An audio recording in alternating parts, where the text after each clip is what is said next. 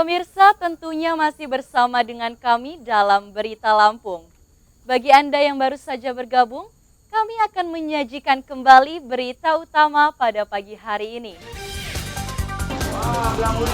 RT Rina, RT 20 kebakaran di Jalan Hasanuddin. Rumah makan di tengah pusat pertokoan di Bandar Lampung terbakar.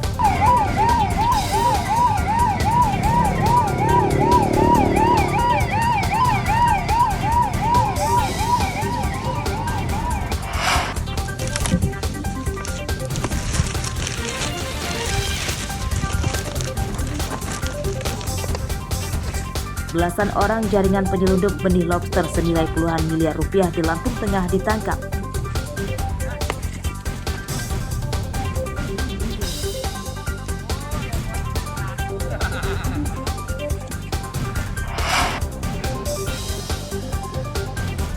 Seorang pencopet di tengah kerumunan massa saat kunjungan kerja Presiden di Bandar Lampung disidang.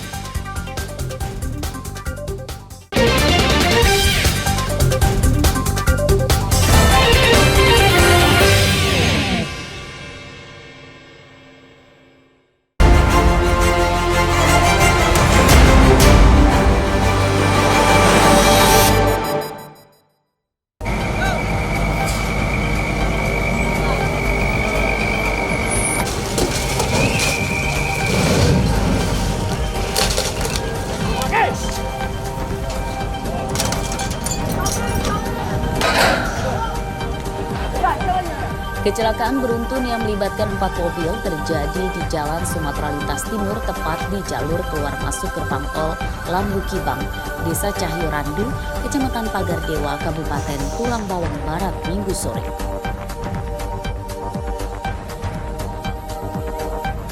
Kecelakaan melibatkan 2 truk, 1 tronton, dan 1 minibus, dan seluruh kendaraan rusak bagian depannya.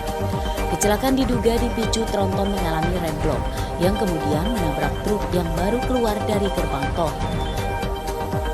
Truk yang tertabrak belakangnya kemudian terdorong hingga menabrak minibus yang mogok di tengah jalan dan truk lain yang lebih dulu kecelakaan akibat menabrak tiang listrik.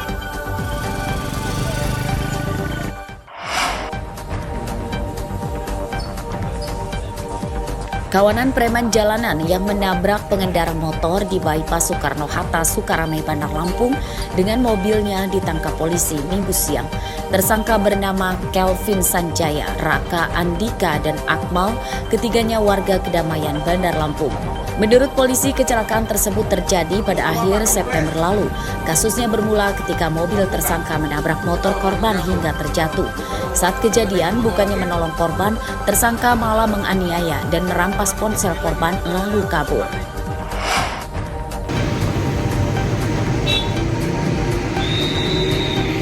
Mahasiswi salah satu perguruan tinggi di Bandar Lampung tewas akibat motornya tertabrak truk box di Jalan Soekarno-Hatta, Waihalim pada Selasa pagi. Korban bernama Riantini, berumur 19 tahun, tewas akibat menderita luka parah di kepala, sedangkan teman yang diboncengnya selamat. Kecelakaan terjadi saat motor dan truk box berada di jalur yang sama dari arah Panjang menuju Raja Basa. Kecelakaan bermula saat motor korban yang awalnya melaju di jalur kanan tiba-tiba belok menuju ke pinggir kiri. Saat bersamaan datang truk box dari arah belakang yang kemudian menabraknya.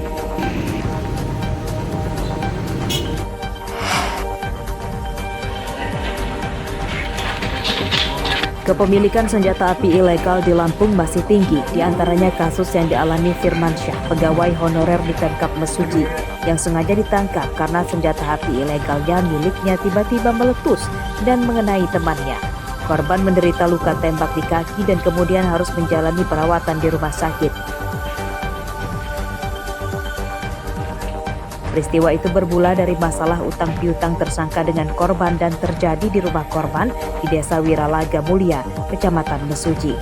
Tersangka yang belum mampu membayar kekurangan utang sebesar Rp700.000 berniat menjaminkan atau mengagunkan senjata api rakitan jenis revolver miliknya kepada korban.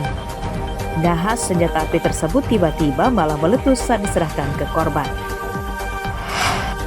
Buka belakangnya. Buka pintu belakangnya.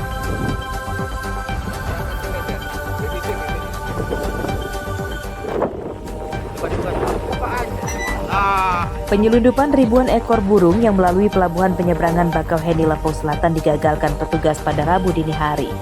Ribuan burung yang diangkut dengan truk box ini berasal dari Kayu Agung, Sumatera Selatan dan akan dikirim ke Balaraja, Banten. Pengemudi truk bernama Usman dan agen angkutan yang mengawal pengiriman ribuan burung bernama Ridwan ditangkap. Keduanya menyatakan telah sering menyelundupkan burung dari Sumatera ke Jawa. Bahkan dalam sepekan bisa hingga 3 kali menyelundupkan burung dengan kendaraan berbeda-beda. Burung yang disita totalnya lebih dari 6.500 ekor dan 257 ekor diantaranya adalah jenis burung yang dilindungi. Pengiriman ribuan burung ini dianggap ilegal karena tidak dilengkapi dokumen instansi terkait.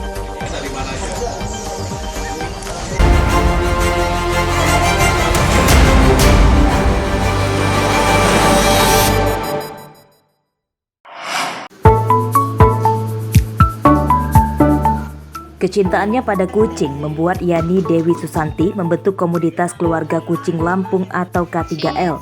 Bukan kucing hias, namun ia mengumpulkan kucing-kucing jalanan yang terlantar, sakit, dan disabilitas untuk dirawat dan disembuhkan.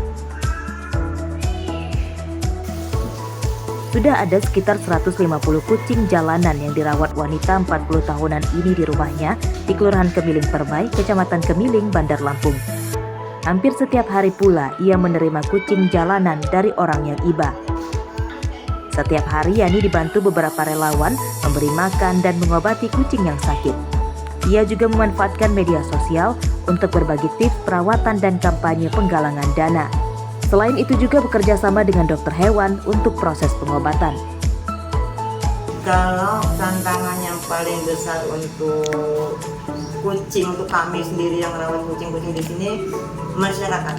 Karena beban yang paling berat masyarakat, karena mereka umumnya sebagian besar belum tidak suka atau ya itulah merasa terganggu gitu.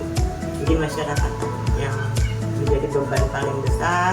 Yang kedua, materi ya untuk anak-anak itu dengan keadaan makan setiap hari, apalagi biaya yang tak terduga untuk kucing-kucing yang sakit.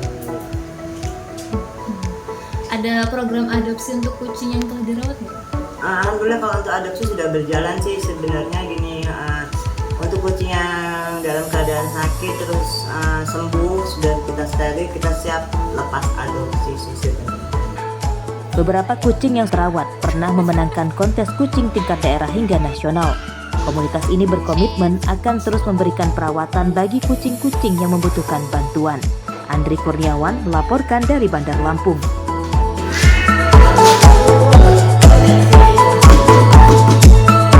Pemirsa, informasi tadi sekaligus menutup perjumpaan kita pada pagi hari ini. Saya Vika Rana dan seluruh tim redaksi pamit undur diri, selamat beraktivitas dan sampai jumpa.